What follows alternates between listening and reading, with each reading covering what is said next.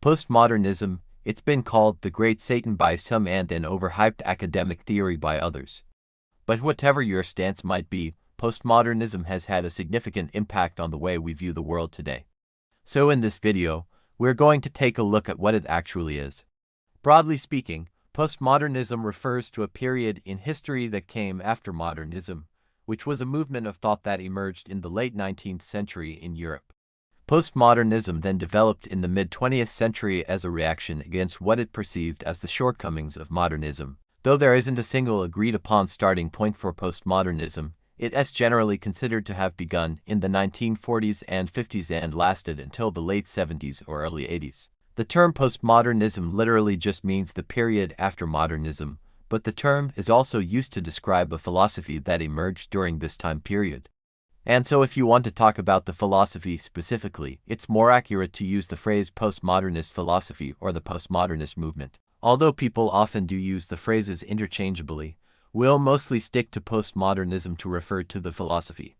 So let's take a look at what postmodernist philosophy is all about. Postmodernism rejects the idea that there are universal truths and values. Instead, it asserts that our understanding of the world is shaped by the social, cultural, and historical context in which we live. In other words, truth is not absolute, but rather subjective and relative. This contrasts with modernism, which held that reason and rationality could be used to understand and interpret the world objectively. Modernists believed in progress and that society could be improved through scientific and technological advancements. They also believed in universal human rights and freedoms. Postmodernists, however, argued that these modernist ideas are Eurocentric, meaning they privilege the perspectives and experiences of people in Europe and the West more than those of other cultures. Furthermore, postmodernists argue that these ideas were created by the wealthy elite class to maintain their power and privilege. Since postmodernism rejects the notion of objective truth, it also rejects grand narratives or overarching stories that claim to explain the world or human existence. A grand narrative is basically any sort of overarching story that attempts to explain how things came to be the way they are, like, for example, the story that we are all part of a divine plan or that the universe began with a Big Bang. Postmodernists reject these stories because they assert that they're just that, just stories. These stories only seem true because the powerful elite have convinced everyone else that they are. This is why postmodernists argue that these narratives are not neutral or objective, but rather ideological and serve the interests of those in power. Another thing postmodernists reject is the idea that language can be used to accurately represent reality. Instead, they view language as a tool that shapes our understanding of the world and as something that can be used to manipulate and control others. This is known as the linguistic turn, which is the idea that the way we talk about things influences how we think about them. For example, if someone describes a homeless person as lazy and a bum, this influences us to view that person in a certain way, which may lead us to treat them differently. One way postmodernists try to escape the constraints of language is through the use of parody, irony, and black humor. By using these techniques, one can expose the absurdity of a situation or idea without confirming to it. It's basically a way of talking about something without actually saying anything definitive about it. So far, we've talked about some of the central tenets of postmodernist philosophy, but it's also important to know some of its key figures. The first is Ludwig Wittgenstein. While he's technically not a postmodernist himself, his work had a major influence on the development of postmodern thought. Wittgenstein was a philosopher who lived from 1889 to 1951 and is best known for his book Philosophical Investigations. In this book, he argues that the meaning of words and phrases is determined by the games we play. He basically rejected the idea that words have some sort of objective meaning independent of human usage and gave us a framework for thinking about the relationship between language and reality. This had a profound impact on postmodernist thinkers who were interested in the relationship between language and reality. Another key figure in the development of postmodernism was the French philosopher Michel Foucault, who died in 1984. Foucault was interested in how power relations shape our understanding of the world and how knowledge is produced and used. He argued that knowledge is never neutral or objective, but rather always embedded in power relations. Foucault's work had a major influence on postmodernist thinkers, particularly in the areas of social theory and literary criticism. A third key figure is the American philosopher Richard Rorty. Unlike Foucault, Rorty did identify as a postmodernist. He was highly influential in bringing postmodernist thought to the attention of a wider audience through his popular book Philosophy and the Mirror of Nature, in which he criticizes the idea that our language accurately reflects or mirrors reality. Rorty's work helped to shape postmodernist philosophy's direction away from continental philosophy toward a more pragmatic approach. So now that we've covered some of the key figures, let's take a look at how postmodernism has impacted different fields.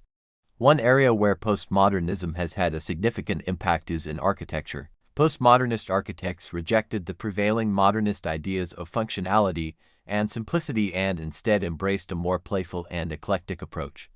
Postmodernist buildings often feature bold colors, unusual shapes, and decorative elements. Some famous examples of postmodernist architecture include the Portland Building in Oregon and the AT&T Building in New York City.